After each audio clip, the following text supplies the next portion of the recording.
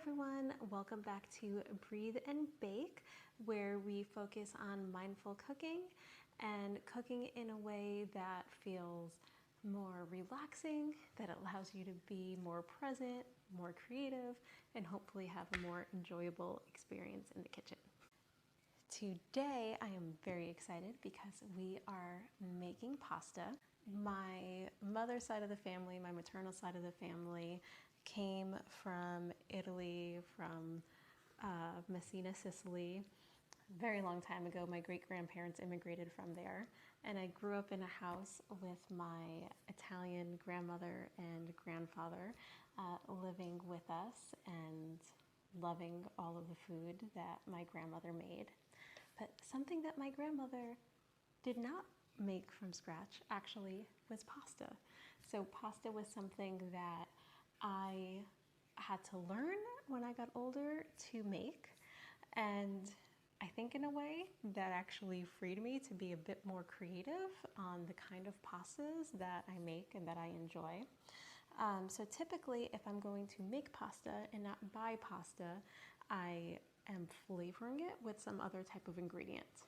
So I am making one of my top 3 that I love today, which is turmeric pasta. Very different than other pastas that you've probably had, and I enjoy making it when I'm going to make a sauce with it that has some more inspiration from Latin American cooking or more Caribbean cooking.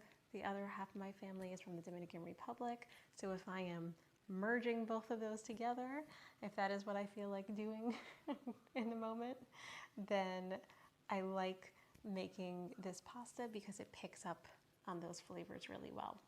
My other 2 favorites are spinach pasta and beet pasta. I just think it's really fun to add additional layers of flavor into the pasta and complement the other items that you're going to be adding in that way. To get us started, we are going to do 2 cups of flour.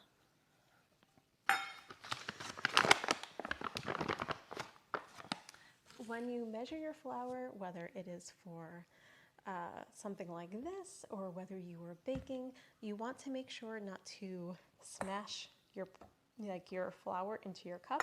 It is not like with brown sugar where you heavily pack it into the cup. Flour is different. So you can scoop the flour with a spoon into your cup. What I like to do is I just like to shake it in and let it just fall in. I feel like that helps it not compact too much.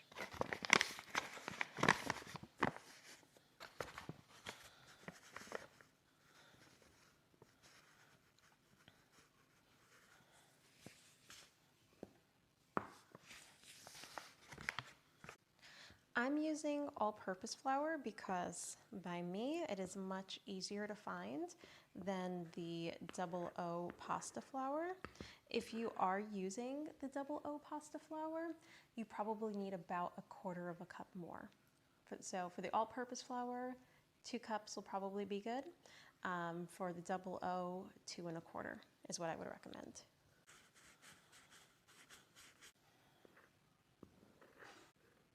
And then you can see I'm also making sure that it's level, that it's not forming a dome over it, because again, that would be more than a cup. So you want to make sure that when you're filling it up, you are not overfilling it. Here we are with 2 cups. I am making a well in the middle of my flour. There is a neater way to do this, and then there is this way.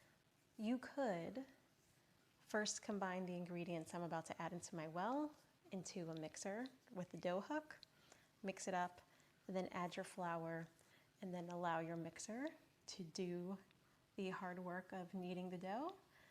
Or you could do it by hand, which reminds me that I need to remove my rings.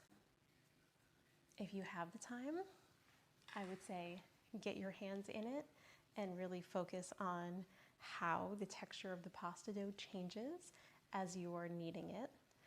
I'd also say if you have kids that want to help you in the kitchen, kneading dough, whether it's bread dough, pasta dough, is a really wonderful way to get them involved in cooking. There are no knives.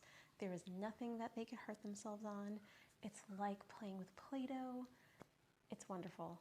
And so if that is an option for you, if you have kids who have wanted to get involved, have them mix and knead your pasta dough, and then you can get on to making whatever sauce that you want to make for it, and let them be.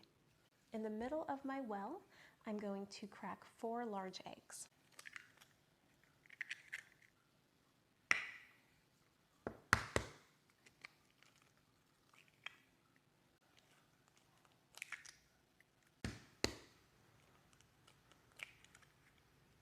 I'm going to add a teaspoon of salt.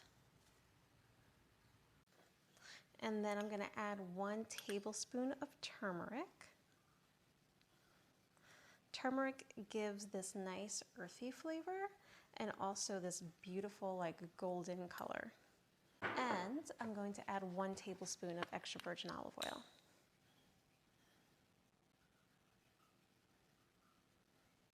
I'm making a mess. That's okay. And then I'm going to use my bench scraper to help me in the beginning because it's going to be so sticky and so messy. Once it starts to come together, then I'll start kneading with my hands. All right, now I'm gonna start going in with my hands. I'm gonna fold it over and then press it. And it's gonna be very sticky in the beginning, but then as you keep kneading it, it's gonna smooth out.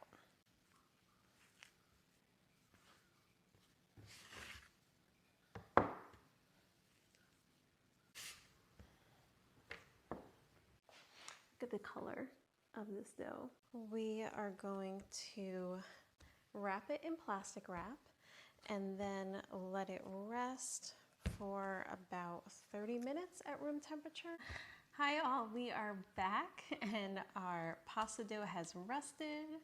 I have my little pasta drying rack contraption ready to go because I'm going to be making more like tagliatelle, like thick strands of pasta. You can make whatever you want. So I got our dough out and I coated it in just a little bit of flour that I have on the surface of my counter. And I am going to cut it into quarters to make it easier to work with.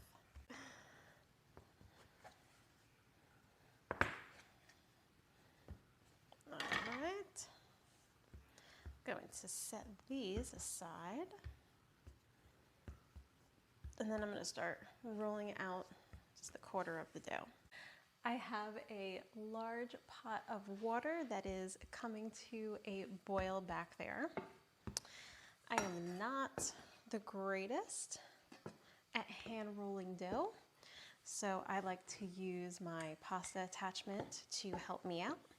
So first what I do is I flatten the dough a bit on my floured surface, so that way it is thin enough to go through the widest setting that my pasta attachment does. And what I'll do is I'm going to laminate my dough. I'm going to do an envelope fold where you go like this and put it through about 3 times. And then I am going to then run it through again and then keep making this smaller and smaller and smaller in order to get my dough as thin as I would like it. And I like passing it through twice each time. I just think it helps with the uniformity of the dough all the way through to do that second time.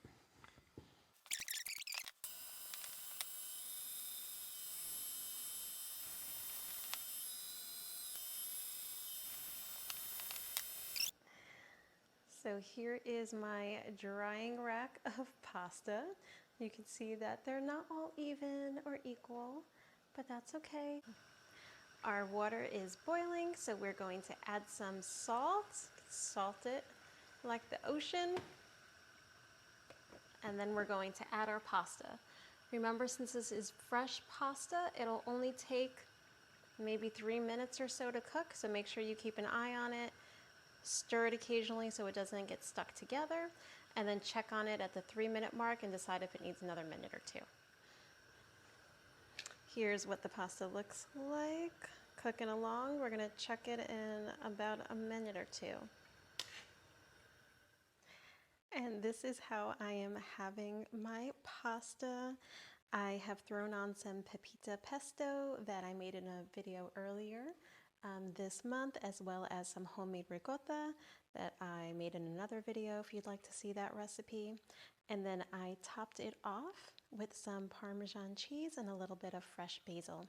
I did thin out that pesto with just a little bit of the pasta water as I was mixing it into the pasta.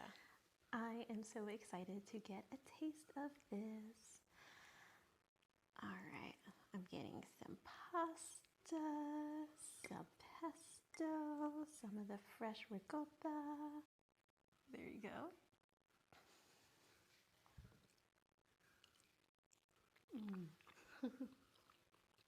The pasta still has that like al dente bite to it. And you taste just like a hint of that turmeric, and it works really well with that pepito pasta and the creaminess of the ricotta. It really all works well together. I hope that you try to make your own pasta. It could seem intimidating at first. Just have fun with it, enjoy it. I hope you join us again. Let us know if you try this out in the comments.